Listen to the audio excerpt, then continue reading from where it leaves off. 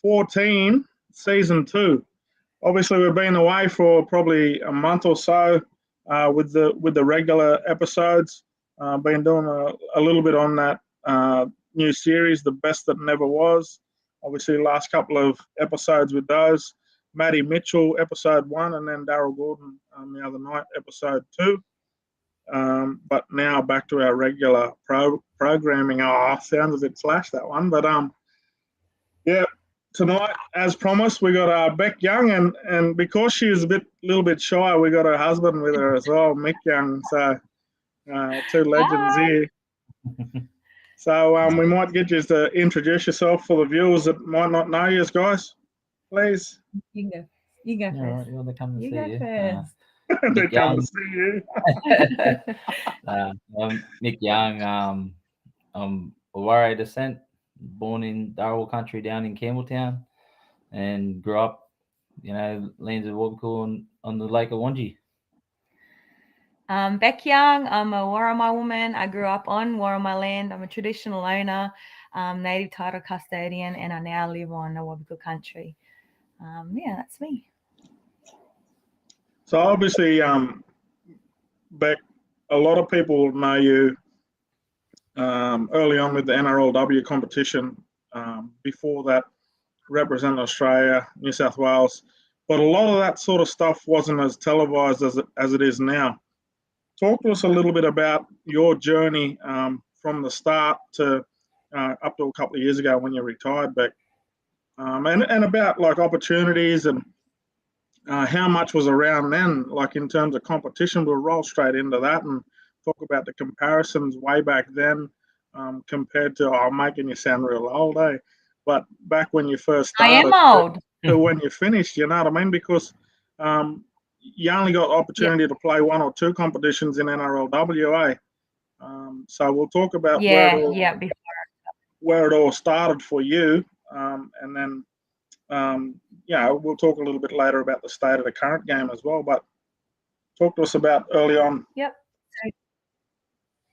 So I started pretty much started playing rugby league when I was younger for Newcastle in the Aboriginal knockouts, but there was no women's rugby league here in Newcastle. So I played rugby union. I left school and started to play rugby union. So I sort of played a 10-year career in rugby union. I represented the Wallaroos in the World Cup there in 2006, and then continued to play league, and then had first baby girl Jara.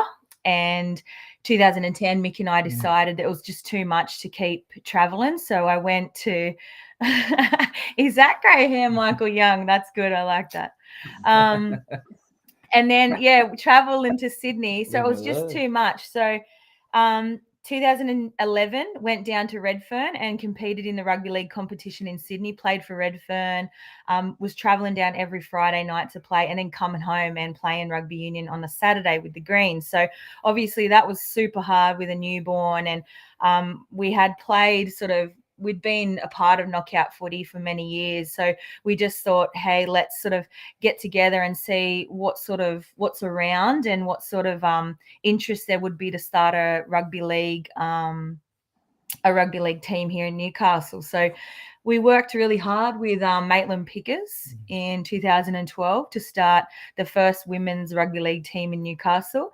And that was playing in the Harvey Norman comp that there is now. So playing Harveys, traveling to Sydney. Back then they wouldn't come to Newcastle to play.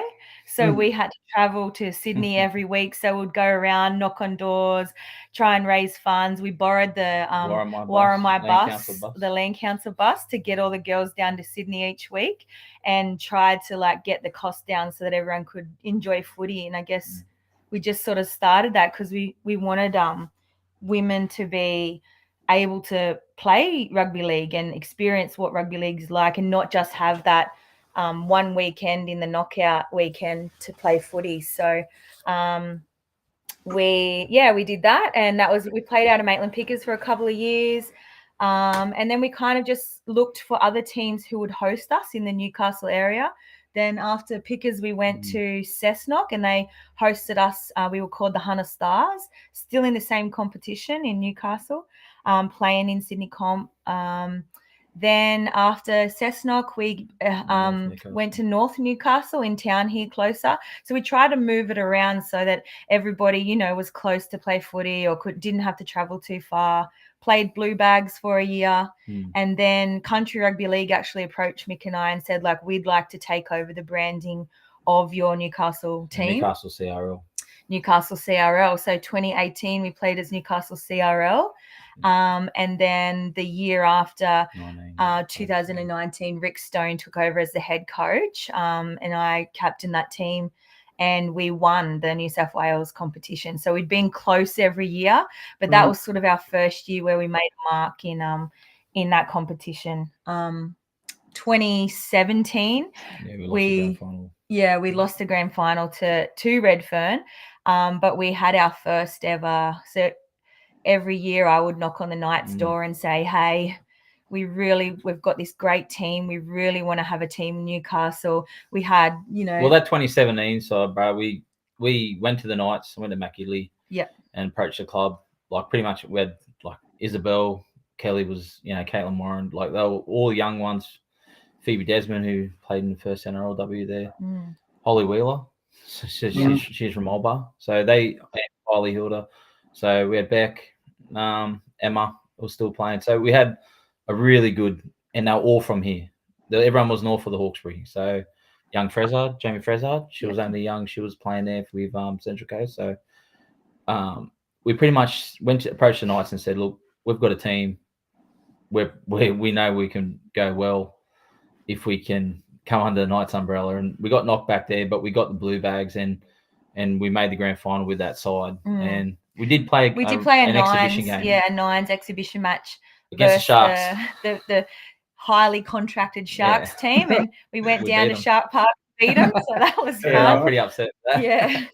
I bet they would have been. And then after that year, and we trialled that with the Knights, and then after that year, the Knights put in their first ever Tasha Gale team, which I've been a part of in that coaching realm. So 2018, they had their first under 18. It was under 18s back then, for the Tasha Gale. So that's sort of like the base of local league here in Newcastle, and then obviously, it would have been 2020.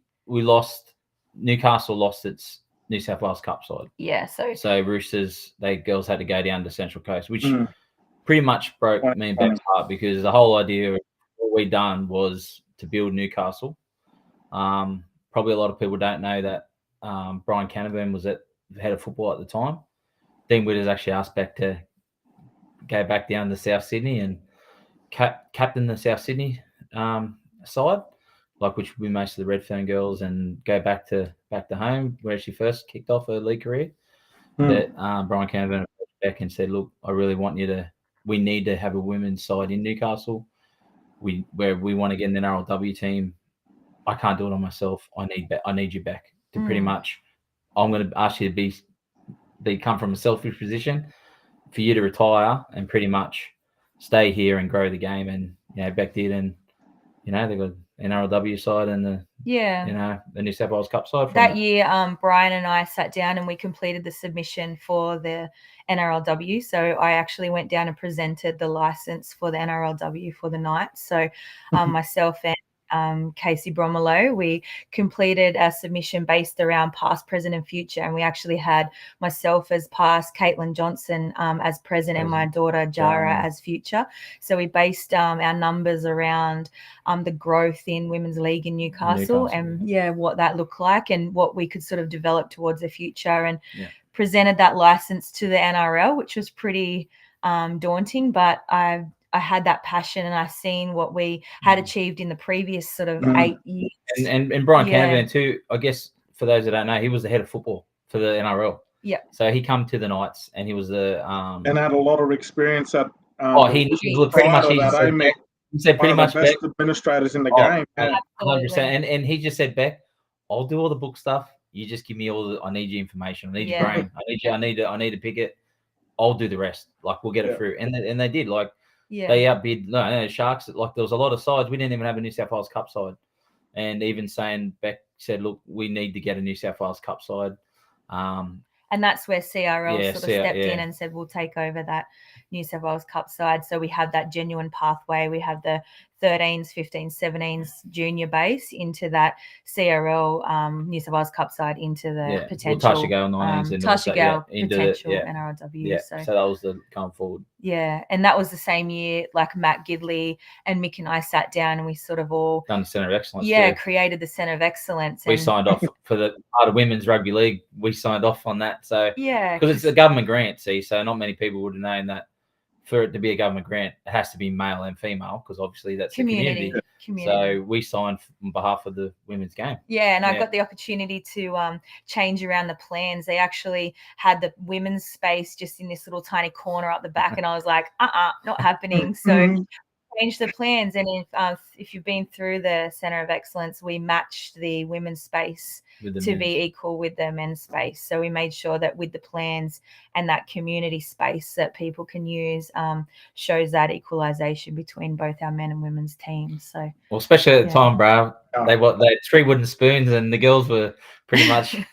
I think we had 4 or 5 Australian players there, so won World Cups from here. So we thought, mate, we need the girls. I mean, look at the last year; they won a premiership. So you got to make them. They're bringing the trophy cabinet. So obviously, I've known you guys for a while now as well, but I didn't know that the trek had been so long. I knew it was hard, but I didn't know it was as long as that either. But like we would have the amount of money we've pumped in from the family, like and Braz, like that was the hardest thing. Like when we first started, we knew we had numbers, but we had to try to come from. We're going against the club rugby up here, which was massive.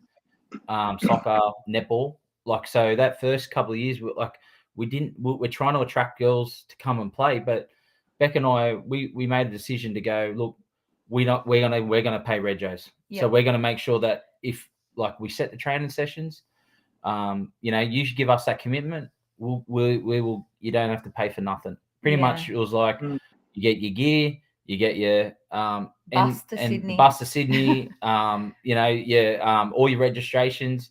You can turn up and we'll be a babysitter. We had, and it wasn't just us. Like we owe a lot to the clubs that hosted us. Like Maitland Pickers for 3 years. Like they really helped us through, and Frank, they really helped us start that and create that journey. And we just knocked on doors and kept knocking on doors until we, got help from sponsors and the people who were just like, oh, what do you mean touch football? And we're like, no, like tackle football. So it took a lot for people to go, oh, like girls actually tackle, and change those mindsets around that. Well, I think those Pickers days were a prime example, bro. If you ever watched us back in the day, that 2012 side, they were just tough. Like they, you had like Beck, Emma, Eunice Grimes. It was Eunice Grimes. It was knockout. It was knockout footy, but every weekend. It was knockout footy every week. We had, it didn't matter. Like we had girls that were. I remember Chantel Tanner. She was like, that was the first year ever playing football. She was 30. Mums just never played footy before, and they just hit you like they were like they just ran off the line and just hit you and got hit. Like after the first. So talk to us about way back then. How many competitions were there in Newcastle? How many teams? Because you talked about having to get them across from rugby. I would imagine league. I don't even know if OzTag was around back then, but talk to us about players as well. There was touch. There was our local touch. That's what Caitlin. Yeah, so where I found Kate and some of them young ones. Nakia too. Nakia Davis, I found them at touch. 16 when they first played knockout with me. Yeah, sisters. Yeah. We won the knockout that year. And killed it. Yeah. 16. Well, Caitlin was only 15. Caitlin's 15. She wasn't even 16 yet. So there's no rugby league at all. Nothing. So hence the reason you had to go to Sydney back, because there's only one competition. Was that the only competition in the area? That was the only competition in New South Wales. Yeah. That was it. One New South Wales and one Queensland. Yeah, right. And year 2012? Did you say? Yeah, 2011. I travelled to 2011. Yeah, okay. Yep, and they had been playing the Sydney Metro. That's what it was called, Sydney Metro Comp. They had been playing that for 5 years prior to that. like Canleyvale Dragons. They were Forestville Ferrets, like the old school teams. And then that's why we had to lobby. And it took them 2 years to go, oh, we're going to come to Newcastle now and play against you. So we would travel down there for meetings every Wednesday night and keep saying to them, come to Newcastle, it's fun. Like, get on a bus and travel.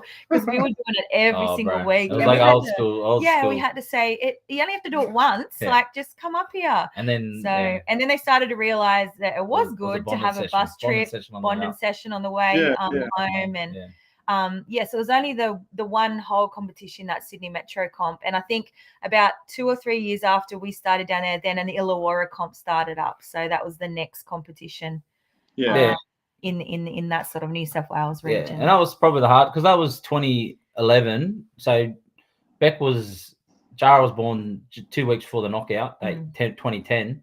Then they had the All-Stars. That was the All-Stars. That was my first All-Stars year. I think Beck was 5 weeks after she had Jara, she trialled for the All-Stars. Yep. Was that at Newcastle?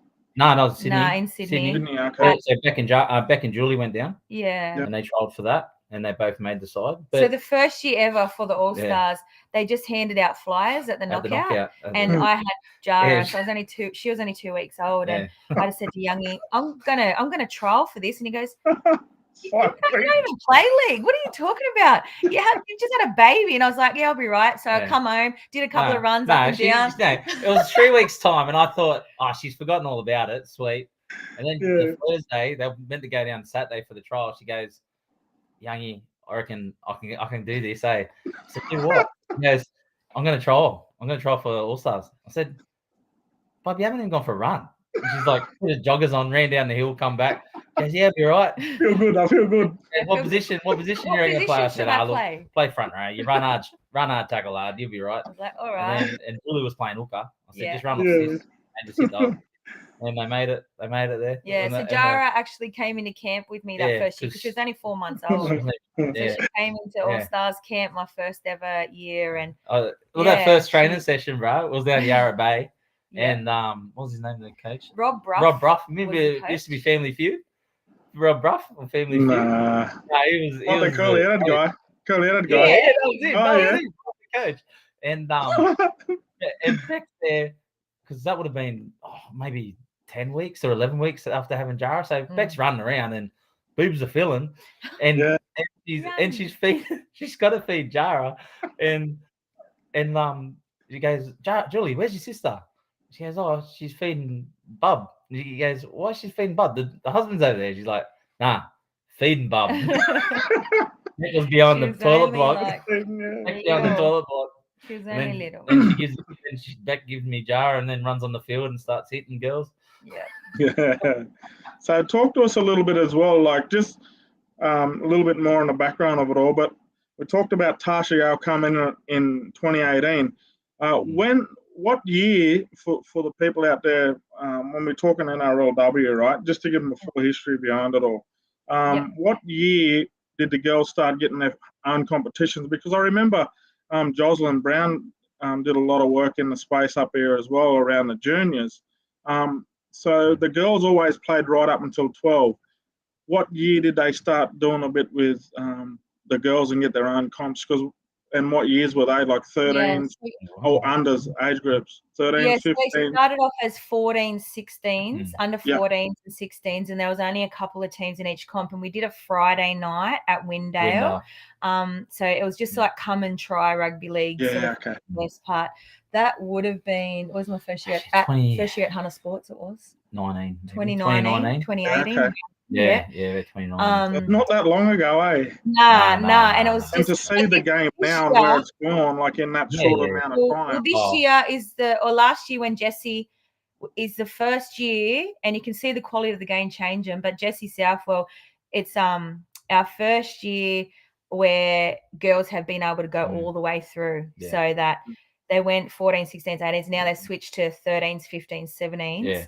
But Jessie was playing rugby also, and then playing those league comps. Yeah, so it's really the first sort of year we start to see those girls who have not had to leave rugby league at 12 with the boys, and they've been able to go all the way through. So and you can see the difference. The young ones that are coming in, they catch pass, they're running, they contact.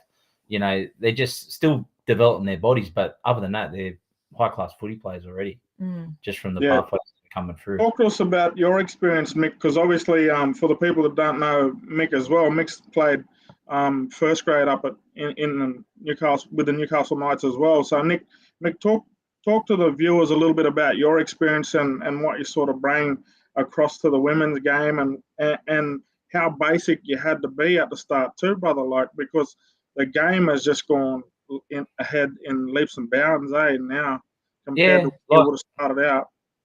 Yeah, like 100%. Like the thing with the girls, like we'll start off with footy. You know, we played together. Harold Matthews and SG Ball. We started 2000. I started there. I know you were the year there before, bro. But like, you know, from 2000 to 2008, I played the Knights.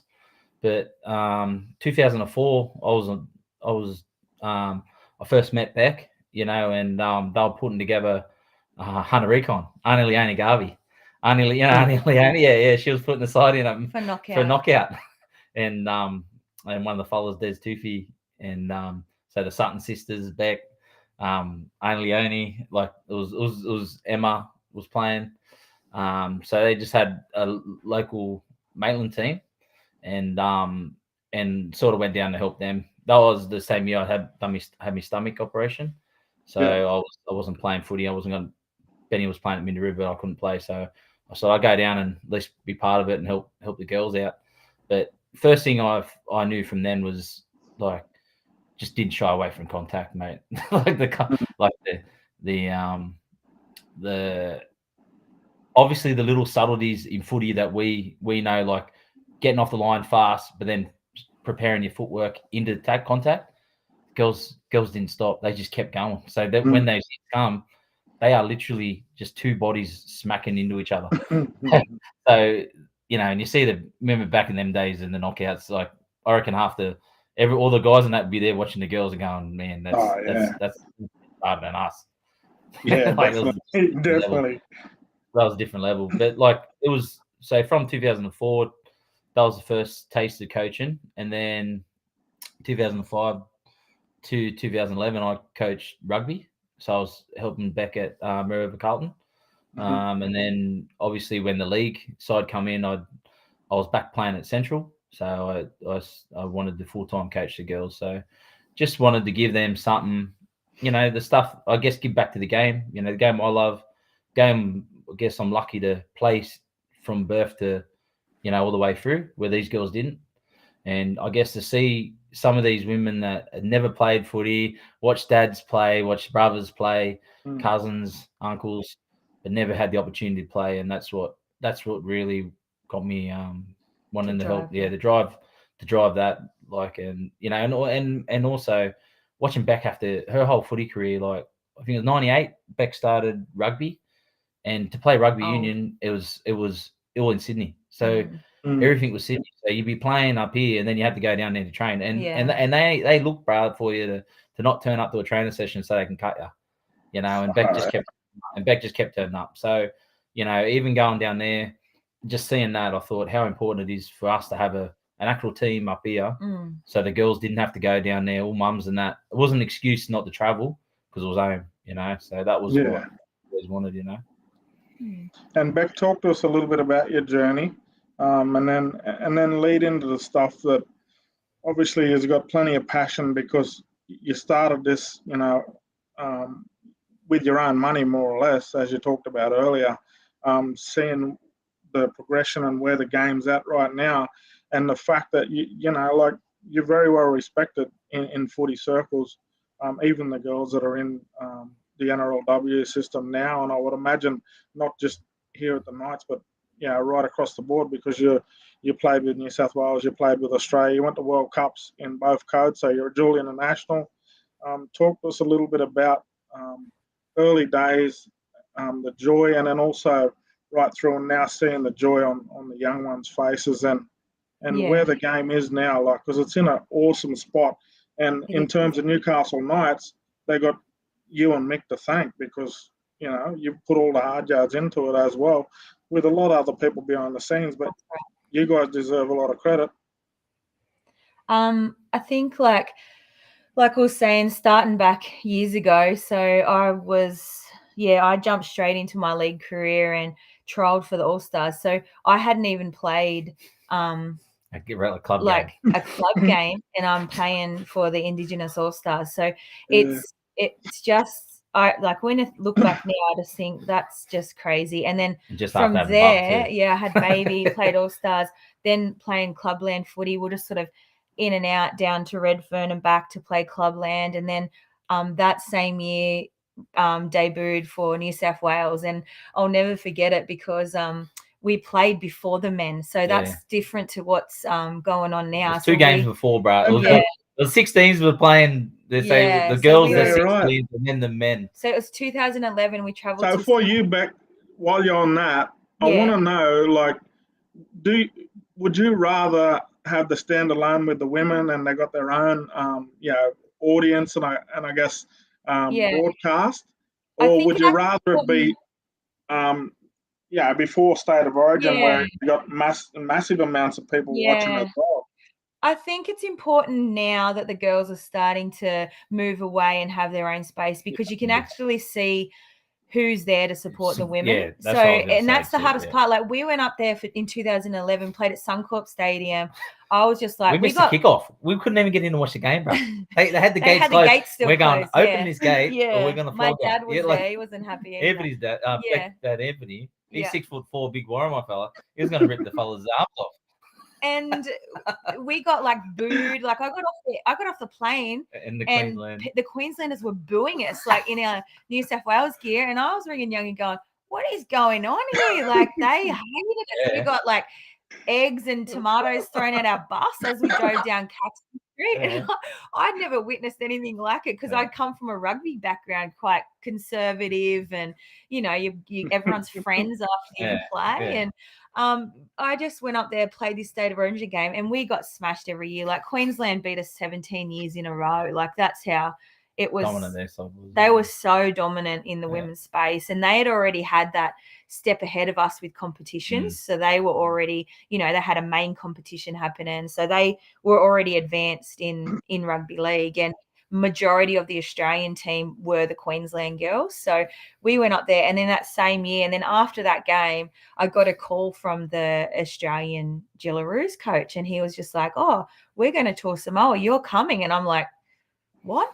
You tour Samoa?" It was Graham Murray. Yeah, it was Graham Murray. And bless him, he said, "Yeah, you're gonna come with us and tour Samoa." And I was like, "What?" And it was just a whirlwind, like the whole year, 2011, like crazy. Yeah, Beck and Julie both, they made it. They played All Stars together, New South Wales together, and then toured Samoa in 1 year. And it was a good trip, bro. I mean, it was just like the craziest experience ever. And and from there, it just kicked on. Like, Is that what gave you the passion to like work as hard as you did, Beck? Like, absolutely. All of those sorts of things. Yeah, and I guess playing that first ever All Stars game and realizing how much the game could change people as a community, because I come home and people started to go, "Oh, you play All Stars, and you live here, and you're from Newcastle," and and it just, I realized that change you could have in community through rugby league, and how important it was for women to see mums. Like, I know they talk about it now, but reality is, like, I just had Jara, and it's been going on for many, many years. Women playing, having babies and going back and playing footy, and it's not like it's just started now. It's been going on for a long time. Beck was 30 and just had Jara. Yeah. She already had an 11-year rugby career before she went and played league. So, and I guess even with Beck, like, when the reason why I actually just said encourage her to go was Beck said, I've played for Australia, but I've never actually got to represent the Warramah people. My people. Yeah. My country where I'm from, and to play All Stars, I get to do that. Yeah. And that was a big drive. That was the drive for Beck. And each year. And we had just started like Lloyd McDermott, so our Indigenous rugby space back then, and that was sort of just developing for the women. as I was sort of finishing my career. So I still didn't even get to wear, because I Yeah, represented yeah. New South Wales country and the Waratahs, Mm. but at the like Australian Nationals, Lloyd McDermott had their own team, and they would always push us to those like the country team and the higher spaces to get those to like be looked at for Wallaroos. So I never ever got the opportunity to wear our own jersey. I think Beck was even one of the first ever Indigenous players to play for the Wallaroos. Australia. The You know, Wallaroos, pretty sure she was. Yeah. You know, but like that was the thing. Like even the Lloyd McDermott side, they encouraged Beck like to still play country to make Australia, because it was, you know, they were still developing. So, you know, even though, you know, she was still representing her people, but, you know, at just like to make, and that's what we always said. You were in the at the end of the day, you are in the jersey. You know, so, you know, and who you are, you know, that's what represents that jersey. You know, so. Talk to us about some of your highlights, Beck. Oh, your highlights across that. No, he's not. Because you're talking about 11 years in rugby, so you would have seen a lot in rugby. You went to a World Cup, you played for New South Wales and Australia, and then you come across and you play league. What was the biggest difference? I don't know, socially, culturally, with the rugby. Sorry. It was a lot different. So like I feel like as an Aboriginal person playing rugby league, it was, I guess, more accepted, whereas union there wasn't many Aboriginal people playing. So you kind of felt like you wanted to educate people. Like I remember going to World Cup and we went to Canada, and the Indigenous peoples over there are quite proud. So for me, they kind of just was like, oh, that's Beck, the token Black person. She's going to go and do, you know, all the talking to all the Indigenous peoples over there. But it kind of was like, I don't know, like it's different. It's definitely a different space. You could still be who you are, but it wasn't like embraced. I'd say the words embraced as much as rugby league is, and especially now, like a lot's changed. But there's been some great footy. Like I've been able to travel the world with footy, and I'm just so fortunate. Like I'm so lucky, and like had all obviously great family support, and to be able to have my family sort of go along with me and follow me in that journey, and that like they've been a part of it just as much as what I have, and I can't thank my family enough for that. So I've had a lot of highlights. I would say for league, like one of my highlights would be captaining the All Stars team here at home in 2017, and we played at Newcastle, and every year the Gillaroos beat us every single year, and that I'd played since 2011. The closest we got was we had a draw in 2012. So 2017 at home, running out in front of all the mob, my whole family there, my great aunt sitting in the crowd watching me, and we created the first ever dance. So you know how they do the dance now. So we created the first, all us girls created the first ever dance, and Auntie Brooke played the clap sticks for us. So on the field, and we beat them, and we went out and actually beat the Gillaroos, and that year was a World Cup year. So it forced the hand of the Australian selectors to start picking our Koori girls and our Murray girls in that squad. And so that year, Caitlin, Nakia, and Lavina. Yep. So that year we had a dominant number of Indigenous players in that Australian team going into that World Cup because we started that year with such a great game. So I think that was one of my highlights. And that whole year, 2017, going to Canberra as well, played a test match in Canberra that year, and got picked because I worked really hard, and that's, I know that sounds like you should get picked for that, but sometimes the politics in the game don't always sort of get you that spot. So I worked hard, and that was sort of seen, and got a spot in the test match. So you got a reputation too of being like a hard taskmaster, but is that because you wanted everyone to work doubly as hard as well? Because you talked about the opportunities you got through hard work. Is that something like that you always drove in every team that you're a part of? Absolutely. Like I guess I had expectations on myself, but I also have expectations on my teammates. And to me, trust on the field is a very big thing. So you see how your teammates train, you see how they play. And I guess if they start to dip or get away from that or lose that focus, then I felt like it was my role in those teams to be able to go, come on, be accountable. Like I was very big on accountability and very big on, you don't shortcut that cone at training, otherwise you're going to shortcut me in the game. So I was big on that team environment. I know I was a bit of a psycho, like on the field. I'm well aware of that, but it was never coming from a disrespectful part of me. I just made sure and I would never ever do that unless I was doing my own job. So I always made sure that I was doing my own job first, and then comes the rest of it. And lots of that comes from being a captain and driving these teams and putting so much sacrifice and effort into creating teams and making sure that everyone was looked after financially, or making sure that I just felt like I put so much into it. I wanted people, if they put their hand up to play, you're all in. That's it. You're 100% in, or you go away. Because we were, you know what I mean? Like that's how you didn't have a choice. That's how we were always like. Yeah, we're going to give you everything. Like I never coached a player any less than if I was coaching my son Colby's side, Jara's team, or the girls with Beck. I expect that back, and Sam was back, and like Beck was 36 that year. Had 2 kids. Colby was born. Yeah. Had cesarean, so she was coming. But she only made it through hard work and commitment. And Beck knew. Well, in them days, especially with Brad Donald there, he said, "Look, the hardest worker in the room will get a jumper." Yep. And that's how Beck got that. So she knew for girls to reach, to go that way, you had to be hard. You had to work hard. You had to be in the gym. Hard. You had to be training. And natural talent. Lots of our girls, even Caitlin, Nakia, as young girls, they're naturally talented footballers. They are amazing footballers. But what started to change, especially in Australia at Australian level, was the off field. They kept looking at your off field stuff, and your smarter base, all your little programs that you had to follow, and your health check-ins each day. So they started to make it harder for people that weren't. So if you had natural talent, it just wasn't good enough anymore. Yeah. It was based around all your holistic approach as an athlete. And your prehab and what that looks like, and your rehab and all of the stuff that comes along, the science, I guess, around footy.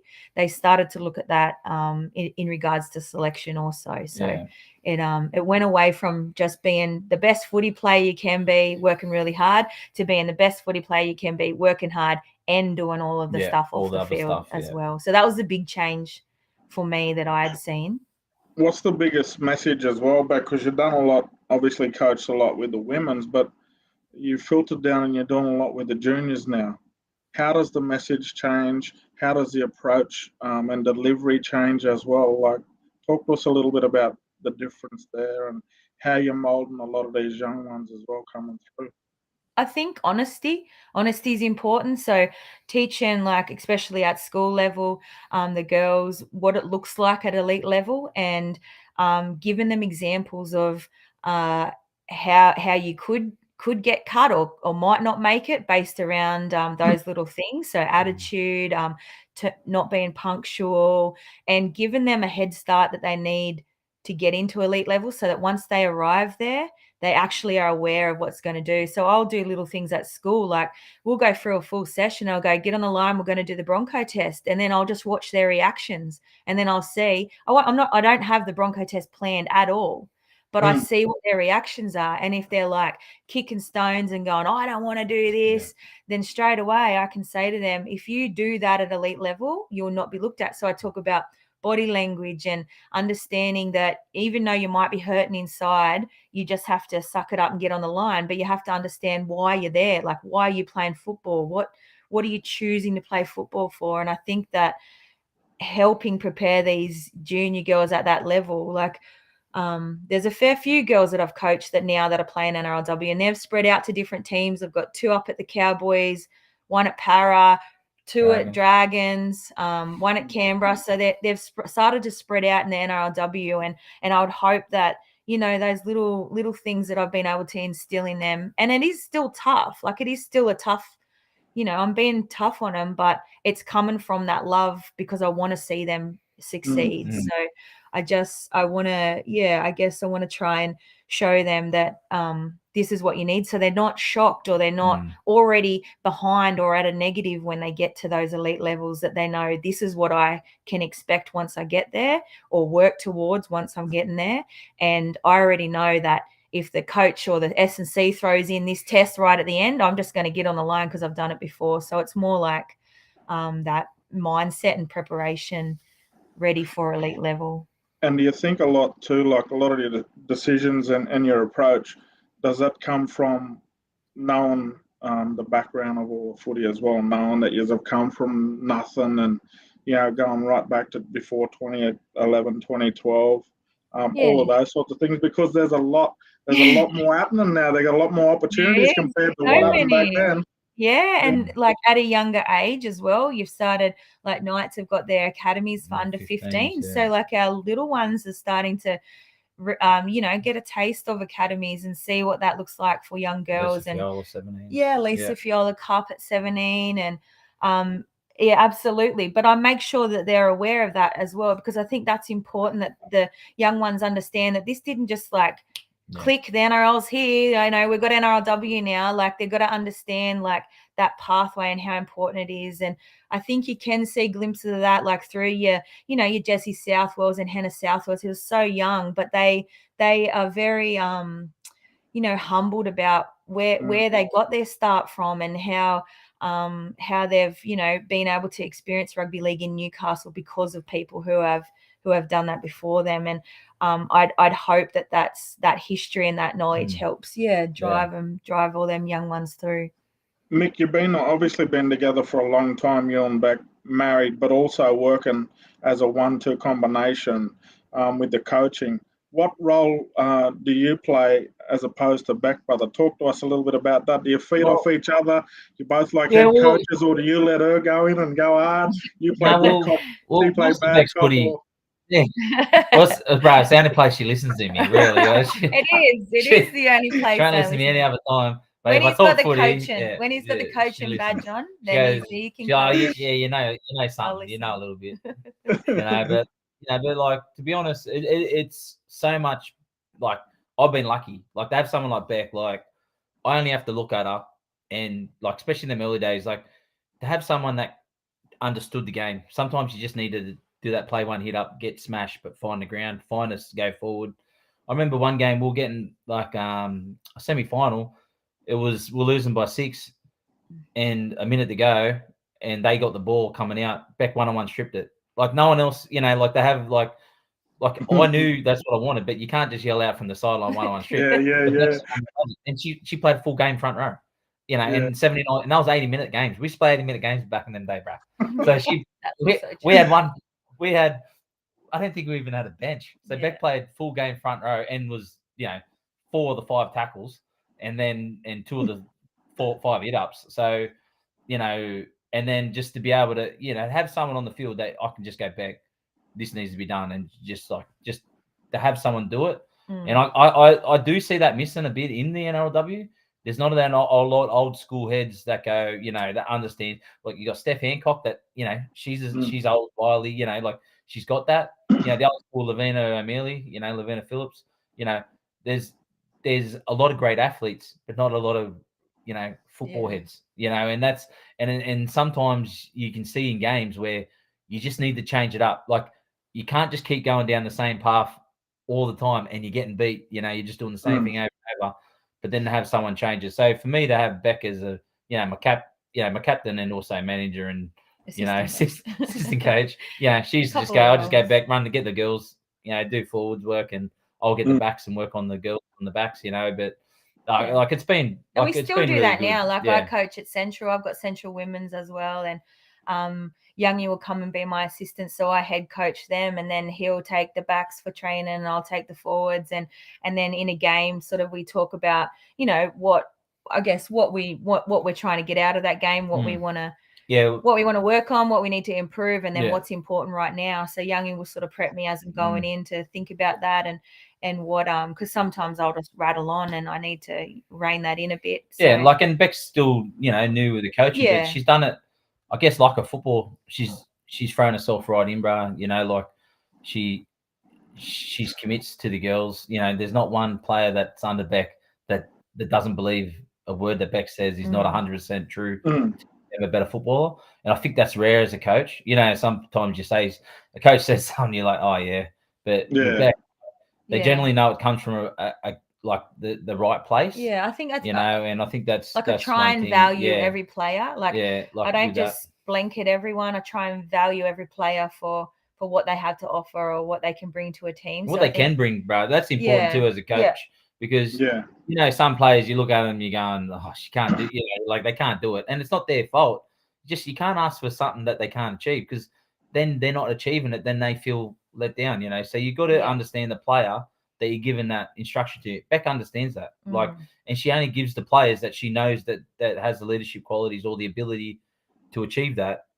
You give them that. You give them that to test them. So playing out of their depth. Talk to us a little bit about the current game, Beck. Obviously, a couple of weeks into the new competition, the expansion as well. We've got a couple of new teams this year. Talk to us a little bit about that.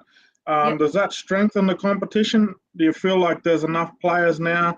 Because there's not really any blowouts with the score, so that sort of suggests that there are enough players to cover all squads. But talk to us a little bit about where it's been and where it is now, and how you feel about it. Yeah, so we back in 2018 we had a top 40 squad, and it was an NRL top 40 squad, and it was kind of used as a voicing panel for the NRL to decide where to move forward in the next couple of years, sort of thing back then. And they came to us and asked us like what we thought of them. And at that stage, the AFL was sort of just starting, and they went straight into their 16 teams or 8 teams. It was a lot of teams straight up. Yeah, and the NRL wanted to try and approach it a lot different, and they sort of said, well, let's start with a lower number. They didn't want to sort of water down that quality, if you can use that word, but they wanted to make sure that every single person that playing was sort of had a rugby league background, had come through programs locally, even if it wasn't an NRLW club. So that's why they started with those 4 teams originally in 2018 and wanted to make sure that the strength was there and that it was a good product to put out there. So we didn't want to sort of go, oh, here's 8 teams and then have 5 good players and then the rest just made up of girls who hadn't been through those. And I'm talking about having the strength and conditioning training and having your weight base, all of those, everything around it. So they wanted to make sure that those 4 teams were filled with women, quality players that have been through training programs, that were great athletes, ready to go. And some of them still were good athletes but needed to be taught footy, which is okay as well. But then some of them were natural footy athletes and needed to be taught that S&C. So you had a mix of players that were at a different level, but still great quality footy. And then obviously with the expansion, the 2 teams and then now the 2 extra teams and now the 10 teams. So I think that where they're at, it's outstanding, like amazing footy. Well, and also, bro, there's still quality girls that aren't absolutely. contracted. That's the thing. Like that's how you look at it, bro. It's not so much who's missing out, who doesn't have a contract, and the people who haven't got a contract that kind of should have a contract, like that are sitting in that development. You're 19 to 24 in those NRLW teams could really make a team up of their own and be just as strong. So I think it'll just keep continuing to grow. I think they're looking at another 2 teams in 2025. They're going to get 2 sides and just keep really developing. And that's when that year we'll really see our young ones. Like you see the quality of the under 19s, Queensland versus New South Wales in that State of Origin arena. And they are next level, like in all of that holistic athlete approach. So they're it's outstanding. It's gone really well, bro. Do you think by the time we get to 2025 that there might need to be a reserve grade competition in the NRLW as well? Like, because there's so many we're looking. So that Harvey Norman team will eventually, maybe even next year, on the grapevine, will coincide with that So NRLW. that will So be a reserve grade. your okay. 18 to 24 will That'll be sit good. in that Yeah. Harvey Norman comp, and then you'll filter your local girls into your Harvey Norman team, and then you'll have a full squad, just like the men's New South Wales Cup, to choose Yeah. from, and then you'll move players Yeah. up and down. So pretty Well, much that now, way they're bro, still they play playing, that. eh? Yeah, way they're they're not Yeah. playing. They're not, so they play at the start of the year. Yeah. They run with the Yeah. junior, like the 19. So Yeah. Yeah. so pretty much your Newcastle comp, bro, is a lot of the girls who finish with the Tasha Gale and the New South Wales Cup. They come back and feed into And they haven't made the NRLW. So they haven't made the yet. NRLW, but they're still playing. And you've got some really good quality players. Yeah, Just some young still ones that are coming just running through. around this comp. Yeah, Yeah. definitely. So I think that'll be happening pretty soon. So they'll go Tasha Gale, and those Tasha Gale girls who are sort of at that top level feeder into that New South Wales Cup team. Mm. Then you'll have sort of half your Tasha Gale via rest of your development players in the NRLW, and then they'll just move through the NRLW like that, and then your local league, I guess, will be separate to that. So yeah, I think that'll be pretty soon. Talk to us a little bit about the current competition. Obviously, three rounds in. Who's on top and who looks the goods at this point in time? Back obviously the Cowboys came out and give it to the girls the other week, and then they've been a bit hot and cold themselves. But you got a couple of the girls that have gone up and are up at the Cowboys from the Knights last year. Obviously, a lot of people, including myself, thought that when they lost Millie Boyle and a couple of them went to the Cowboys and other clubs, that Newcastle wouldn't be as strong this year. And obviously, there's no salary cap at the Roosters as well. So I think everyone thought that that'd be sort of blown out there. But I'll tell you what, Newcastle have been pretty good, eh? Yeah, good. I think this Sunday they play the Titans, so that'll be a really good test. So that's first versus second straight up. I think the Knights are just slight favourites to get through, but I think I really like the Titans. I love Karen Murphy. I love the way she coaches up there. She's got a great mix of some old heads, like we talk about Steph Hancock, Brittany Brayley. Their bench, bro. You got Brittany Brayley won a World Cup. Steph Hancock won a World Cup. So several World Cups. Yeah. I like the Titans, but I think that I know what you mean. Like a lot of people thought that losing them, but when you got players like Hannah Southwell, like on the weekend she's come back, she just opened that game up with her passing and running game. She was unbelievable. So I just think that Hannah, Jessie, Tamika, you've got one on each sort of in each section of your field, and it makes it very difficult to beat them because they're just such great competitors. So. It'll be definitely the game. The game will be won in the middle, and I think got young Kayla Romanak. She's come through me coaching. She's one of my young front rowers, and she made it on the team of the week last week, and I was so proud of her because she just went out and smashed it. She's doing everything that they asked of her, and at the Knights, and she's an outstanding athlete, and she's a really good kid. Yep, she's amazing, really good. Talk to us a little bit about in terms of the competition. Who do you think are favourites? And at the moment, I think Polides leading the Dally M's as well. So she's obviously leading from the front up there at the Titans. But talk to us a little bit about who you reckon the favourites are and the top players. And if you want to talk about forwards and backs, talk to us a little bit about and even your favourites. But are there any young ones back too that sort of remind you of yourself? Romy, Kayla Romanak. She's very similar. Like I've coached her now for 4 years.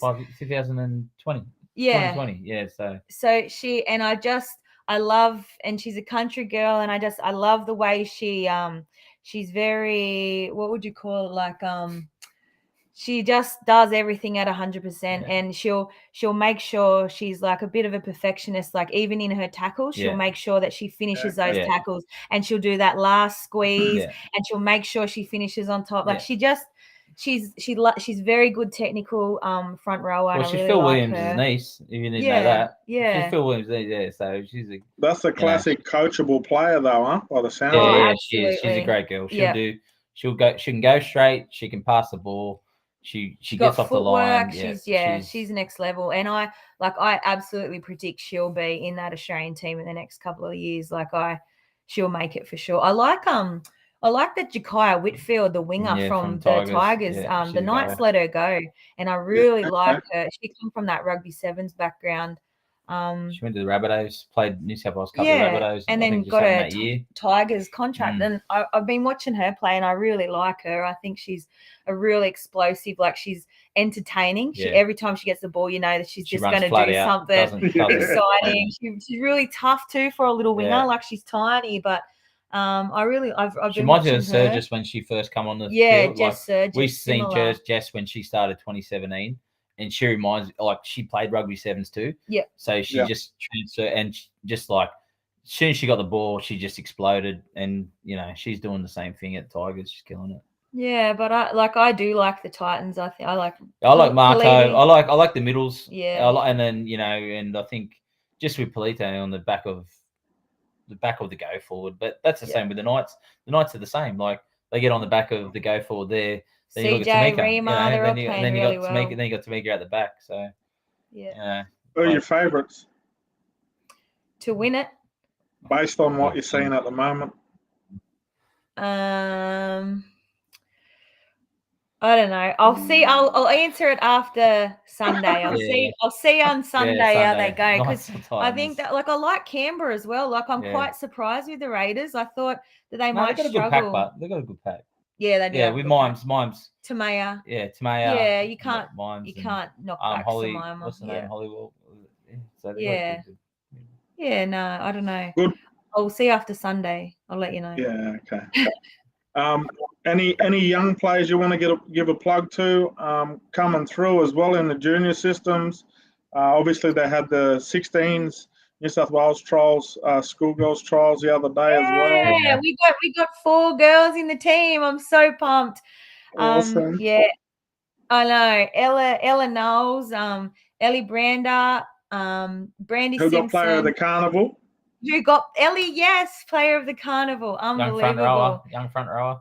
Yeah. So there, and Lauren, another girl who's not in the league program. She plays both league and union, so she crosses over a fair bit. But outstanding young ones coming through. They're all connected to the Roosters program. So Lauren's connected to the Knights Academy, and the other 3 are connected to the Roosters program, their junior program. So it's great to see them go into next level. And I had young Sophie Smith and River Arlo represent at the New South Wales in the Australian Schoolgirls Champs. So that was good too. Opens girls, yeah.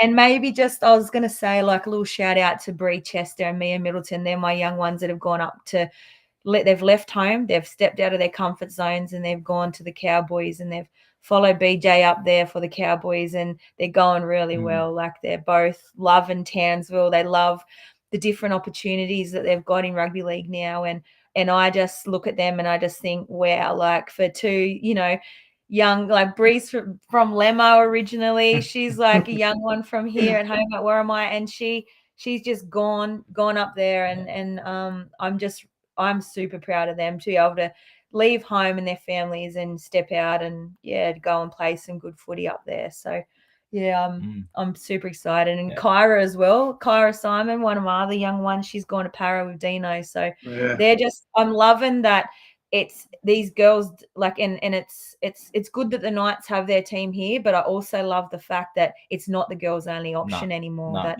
they can spread and go and try different things and try different opportunities. And if they're not feeling how they should be feeling playing rugby league, that you can actually just go somewhere else. That's the same thing, bro. Even who else is there? Who else left here last year? That one, they're these, because of the competition now, trying to get players because of the salary cap and that, they're constantly they have to actually go for you. It's not like you're left to you got no other options. And there's a lot of options now, and the money there to relocate.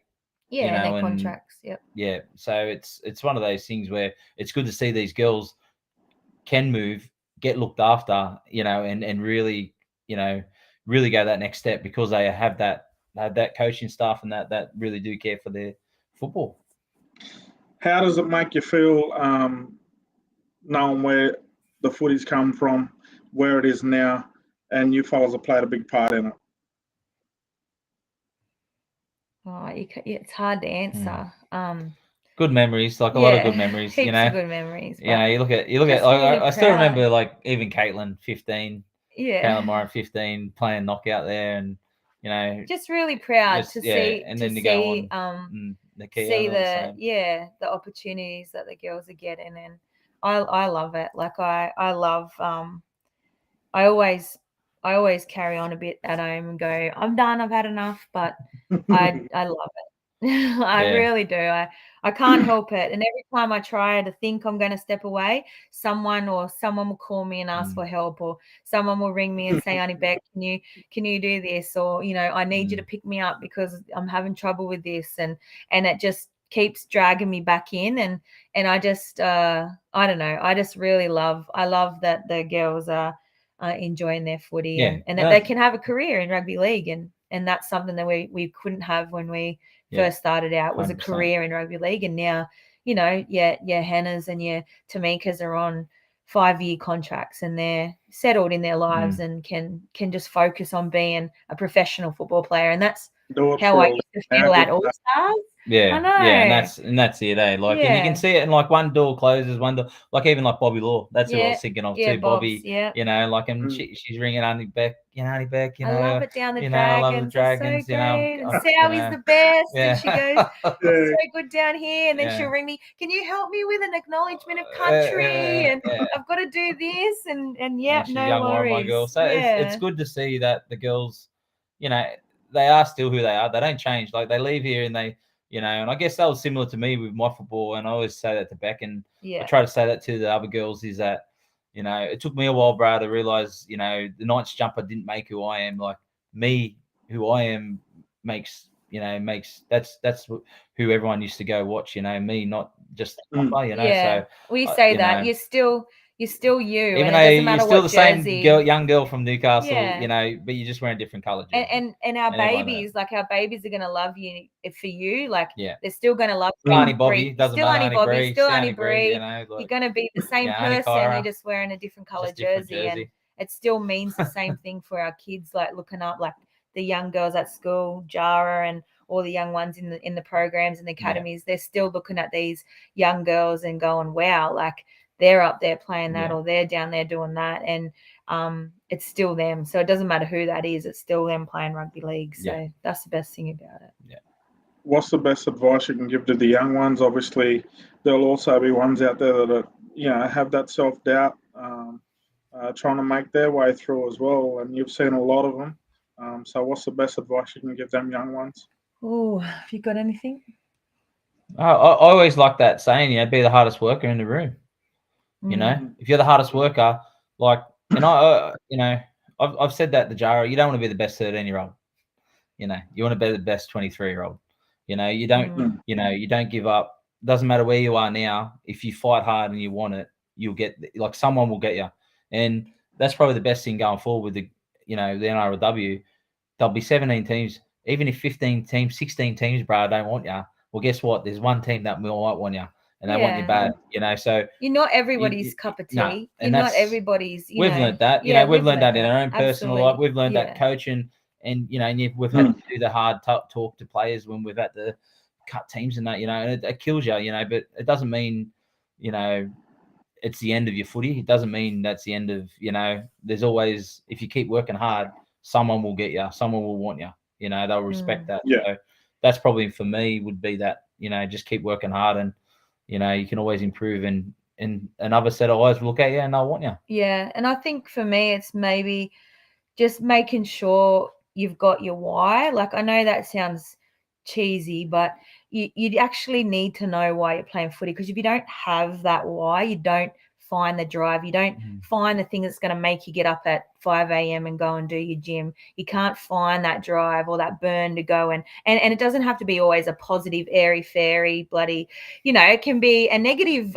It can also be a negative drive as well. It can be, you haven't been picked for something, or you want to work hard because someone told you can't do it, but use that as a drive and find your why in footy. Because if you don't have a why, you end up just floating around, you get lost through the cracks. So it's so important to have that. And if you know what that is and what that why is, you can actually develop everything around your footy off that why, and all of your base and all of that holistic athlete that we talk about is can all be measured back to your why and why you're playing. So, and it could just be as simple as, my mum didn't get to play, or my aunties never got to watch me and I want to be able to play because they didn't get an opportunity. Or it could be that any little thing that's your drive, and that's such a tailored thing. And you can't just copy what, because he's playing footy. Like my why was different than Beck's, and even when Beck started in rugby, was a lot different than when she played league. And it changes. Totally different. Different. As you go through life, and as you ride that rugby league emotional roller coaster, and as you ride in that roller coaster, things change like in your life, and things change around you, and your why also changes. So it's so important to, when you change your parts of your lives, or when something happens, that you change that why too, because otherwise you get real stuck stale, in the same, stagnant, and you just get stuck with your footy, and you sometimes can't find that extra drive, and sometimes you forget why you're making sacrifices, because you make sacrifices when you're a footy player and want to play at that elite level. So I think for me it's more giving that advice around why, and you mix that with your hard work, and you hopefully become a good footy player. I have to ask it. I know you have done plenty of work right around this area. Yeah. You have been a part of the Knights mix for a long time. Currently not in there. Your coaching still, and the desire and the burn still there. Do you still aspire to be a NRLW coach back and Mick, because you're a 1-2 combo? No, I'm a coal miner, bro. Yeah, I do. I enjoy community rugby league. I love the idea of having people who have never played football before and giving them those tools and the skills to be able to play rugby league.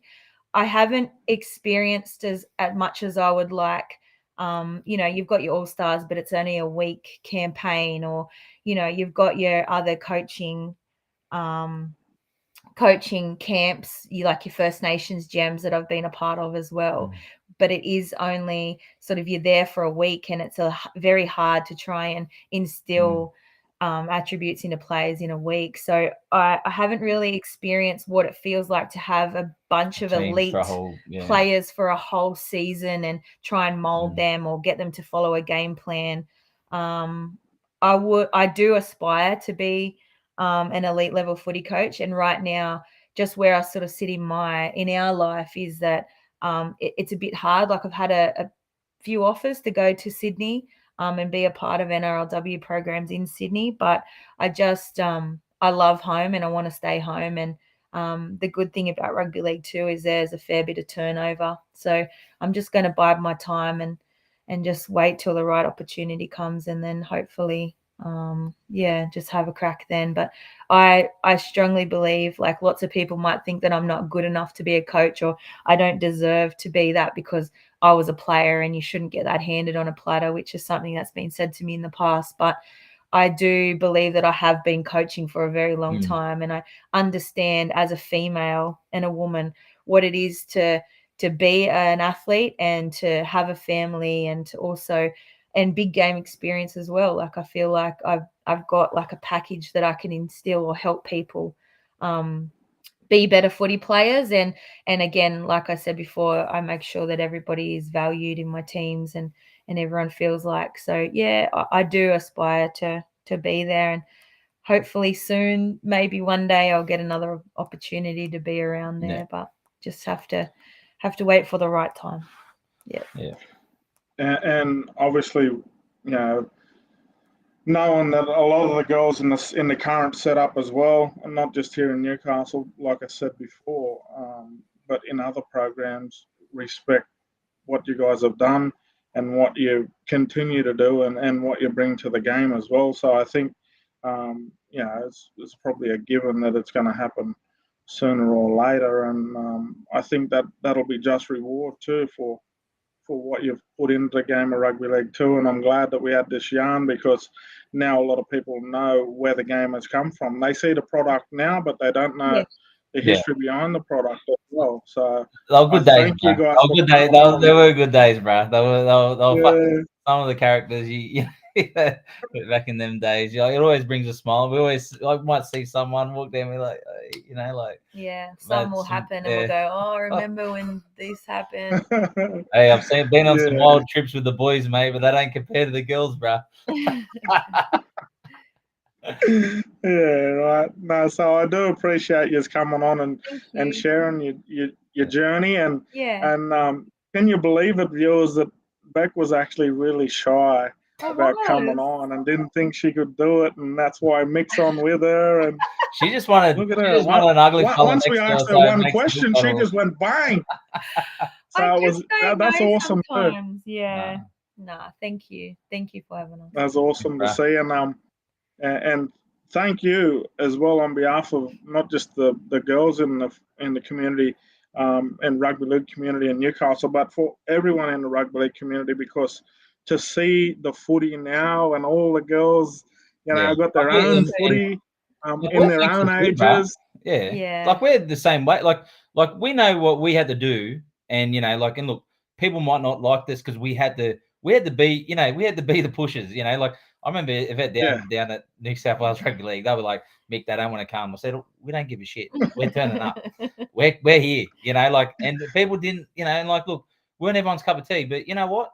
Where the game is now, that's what you had to. You know what it's like back in the day. It's like our old people, mate, the ones that had to stand in the front line, mate, they were hard, for our rights, black fellas. But it was more about we've enjoyed it. Like we love seeing the girls, like Jessie Southwell, like Beck's coach, like from school, 13-year-old, from going to Hunter Sports and go and see her play at the win the comp together. Hannah, we coached her when she first come across from rugby. You're seeing these girls, Caitlin Johnson, she, CJ, like 16-year-old knockout baby. Yeah, so we just seeing those girls achieve in their dreams, like we get the kick out of that, and hopefully with our daughter, Jara, seeing these girls, and just what it takes. what it takes, they've got talent. She's got talent, but it's the hard work. She's seeing the girls do the work off the field. Who they are. They're good people. They're not, and that's and that gives us, we're so thankful for that too, bro. Like we've loved the journey, and the good thing is, I guess we're, me looking at Beck, doing her coaching career, which is hard, but also, seeing Jara now, she's coming up, go watch her play some football, Yeah. No, awesome. Thanks again for joining us. And I think, like I said, the footy community in Newcastle owes a lot to you guys, and hopefully you get your just reward in the near future. And just recently, like you look at last year's competition as well, the footy here in Newcastle, especially in town at the Knights, it wasn't real positive until the girls put a bit of a spark into it as well, I reckon, last year, winning the comp. And then I feel like the men now know that they need to compete and be successful because the girls have got the bar way up there as well. So it's good to see. It's kind of like that person who trains behind you and is always you're always first, and that person who trains behind you and pushes you so that you become better. It's the same here locally, like the boys, and they've jumped on the back of that momentum, I reckon, and and that's what it looks like to be. We want that winning feeling, and the boys are like, we want to be like that too. So and that pride in community, and it comes back through seeing the success for the women have, and then going, I want some of that as well. Or what do we got to do to change that? What does that look like? How does that look like when we train? and how does that look like in the community, and what we've got to do to make changes so that they're positive for our community, get behind us. So yeah, no, absolutely. Awesome. I love it. I love where the game is, and again, I'm grateful that you guys have joined us tonight, and appreciate you sharing your stories. Anytime. All good, bros. He talks too much, we though, right? might check You've been in a little bit later on. on. Yeah. What about, like, she was real shy coming on, and Oh, no. one Yeah, question, Uncle Mick, and you she can go just there. You can go spin a yarn. You and Skewy talk about the old days. Yeah. I was like, shut up. I'll just add things. No, awesome. Appreciate it, and I'm sure everyone else appreciates it too. But thanks for joining us, guys, and we'll see you guys soon. Thanks for having us, guys. Yeah, thank you. See you guys. Awesome. Thank you. See you, bro. All right. So Beck and Mick Young there, thank them for coming on. And we thank you guys as well. Obviously been a little bit longer tonight, hour and a quarter. But thanks for coming on and joining us. And maybe next week we're gonna look at NRLW again, or not maybe, we are. Mahalia Murphy from the Parramatta Eels is going to come on, have a yarn about NRLW and the current game as well. She's obviously come across from Rugby Australia. Played a lot of rugby league early on as well, though. Was killing it at knockouts when she was 15, 16 as well. So Beck and Mick talked about them knockout babies and how they killed it early on. And Mahalia is one of them. So she's going to come on next week and join us. And then we're going to get another episode as well of our series, The Best That Never Was. Hopefully we get another. We're going to try and get another local fella, maybe Scotty Briggs or his uncle Edward, or maybe both of them. But then we're going to move down towards Sydney and get blokes the likes of Craig Trindle, who's agreed to come and have a yarn. Trent Robinson, Richie Williams, these sort of blokes. Then we'll make our way down the south coast. But also remember and looking forward to coming up to the north coast as well. All your mob up there and talking to old legends like Roger Roberts as well. So we got all that sort of stuff to look forward to. And we hope you can come along for the journey. So thanks again for joining us, and we'll see you next week. Thanks again to Mick and Beck. See you guys.